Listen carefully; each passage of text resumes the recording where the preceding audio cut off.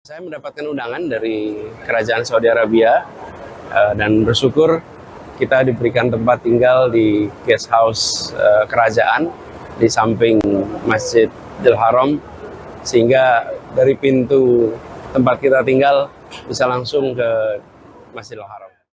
Tapi sudahlah, terkait dengan tabiat Anies yang dinilai sering dan suka ngibul, sejatinya bukannya malah mendapatkan simpati rakyat, melainkan justru malah menjadi senjata makan tuan yang bisa sangat melukai dan menyakiti diri sendiri.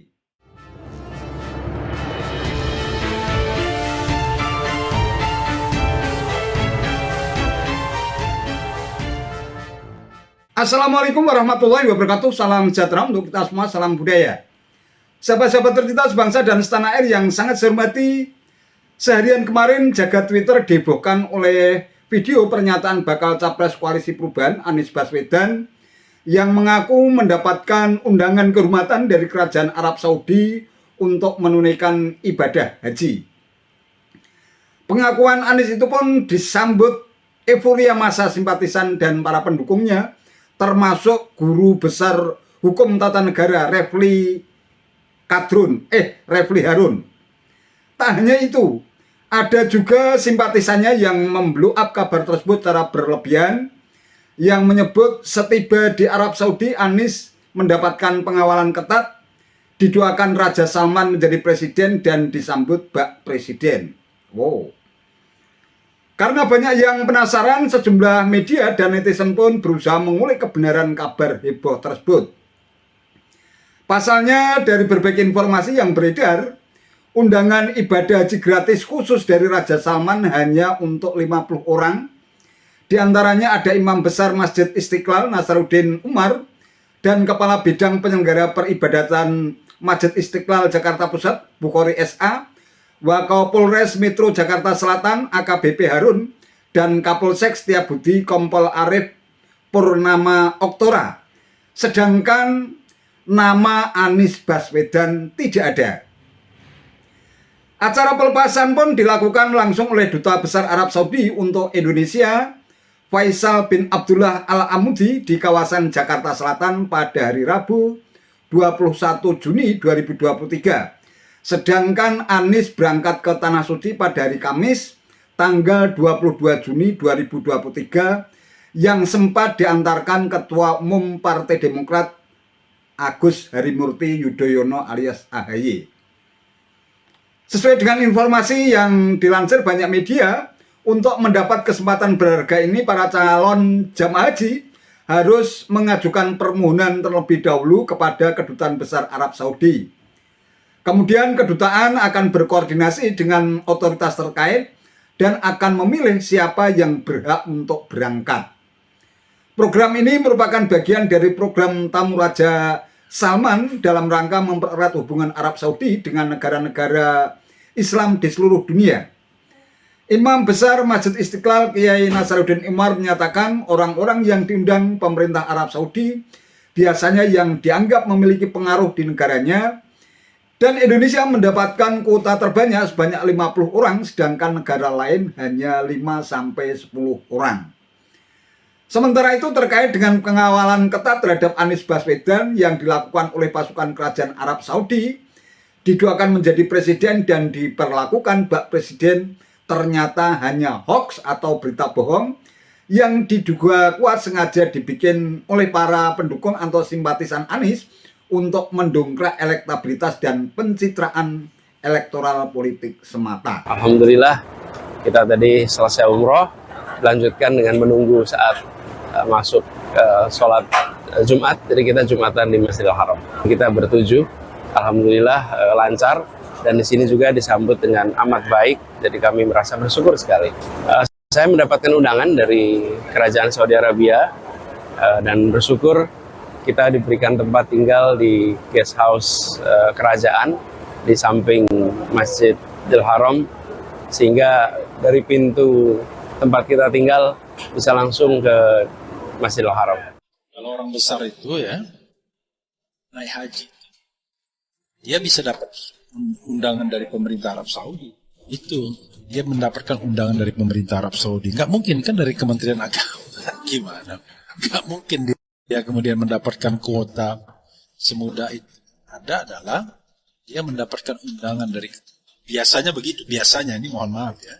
Kalau tidak biasa ya nggak arti. Biasanya adalah undangan dari Arab Saudi sendiri. Kalau sudah tuan rumah yang kemudian memberikan undangan, ya siapa yang kemudian akan menghalanginya atau bisa menolaknya? Tadi apa ada undangan dari kerajaan, Pak? Saya mendapatkan undangan dari kerajaan Saudi Arabia dan bersyukur kita diberikan tempat tinggal di guest house kerajaan di samping Masjidil Haram. Doa untuk Indonesia, doa untuk Indonesia lebih baik, Indonesia lebih adil, masyarakatnya lebih makmur, insyaallah negeri yang mendapatkan keberkahan. Raja Arab Saudi Salman bin Abdul Aziz Al Said memberikan undangan kepada 50 tamu khusus asal Indonesia untuk melaksanakan ibadah haji secara gratis, Rabu 21 Juni. Termasuk diantaranya adalah Imam Besar Masjid Istiqlal Nasaruddin Umar, Kepala Bidang Penyelenggara Peribadatan Masjid Istiqlal Jakarta Pusat Bukhari SA, Wakapolres Metro Jakarta Selatan AKBP Harun, dan Kapolsek Setiabudi Kompol Arif Purnama Oktora. Untuk mendapatkan undangan, calon jamaah haji harus mengajukan permohonan kepada Kedutaan Besar Arab Saudi. Duta Besar Arab Saudi Faisal Al-Amudi menyampaikan tamu undangan raja yang terpilih diputuskan dari hasil koordinasi dengan otoritas Arab Saudi. يعني هذا الموضوع تقوم بوزارة الشؤون الدينية في المملكة العربية السعودية، تقوم بالترتيب والتنظيم، وانتم شايفين الضيوف. يعني الضيوف مثلا إمام مسجد الاستقلال. يعني احنا نتمنى جميعا الإندونيسيين الذين يرغبون في الحج، نتمنى حقيقة انهم يؤدون الحج براحة وسلامة وسهولة. Para jamaah haji undangan Raja Salman tersebut akan berangkat dari Bandara Soekarno-Hatta menuju Arab Saudi pada Rabu malam 21 Juni 2023. Berangkat pergi haji, ibadah bersama-sama itu tidak selalu mudah, rezeki lah jadi katakan demikian. Ada panggilan khusus dan undangan khusus tentunya dari Allah Subhanahu Wa Taala.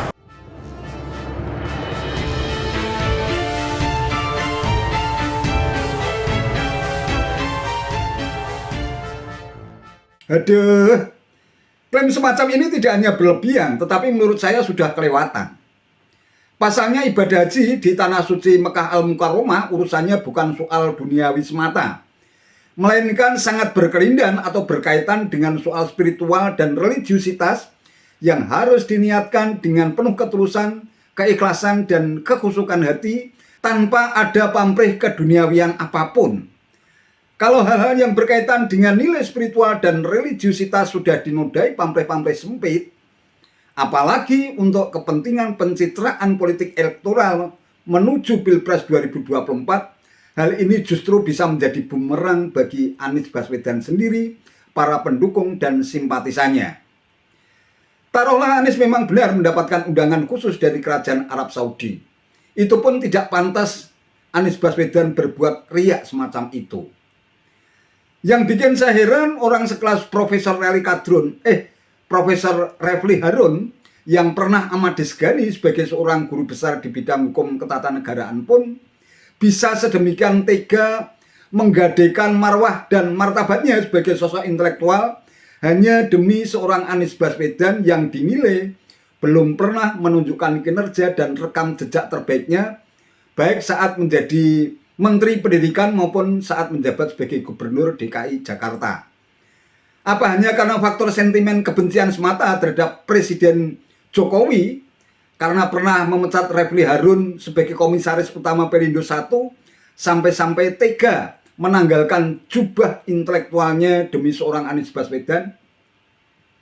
Tapi sudahlah, terkait dengan tabiat Anies yang dinilai sering dan suka ngibul, sejatinya bukannya malah mendapatkan simpati rakyat, melainkan justru malah menjadi senjata makan tuan yang bisa sangat melukai dan menyakiti diri sendiri.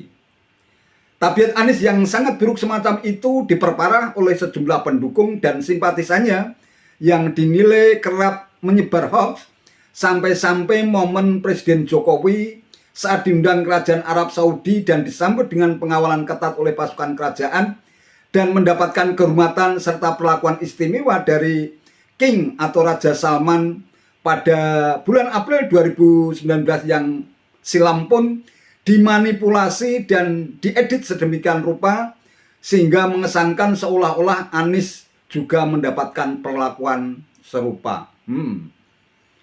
Kabar hoax semacam ini bukan hanya membuat Anies makin tercoreng kehormatannya, melainkan secara elektoral politik, rakyat juga makin kehilangan trust atau kepercayaan, bahkan simpati dan empati. Wallahu a'lam bishawab. Itu saja yang bisa saya sampaikan. Terima kasih atas perhatiannya. Wallahul muwaffiq ila aqwamit thoriq. Wassalamualaikum warahmatullahi wabarakatuh.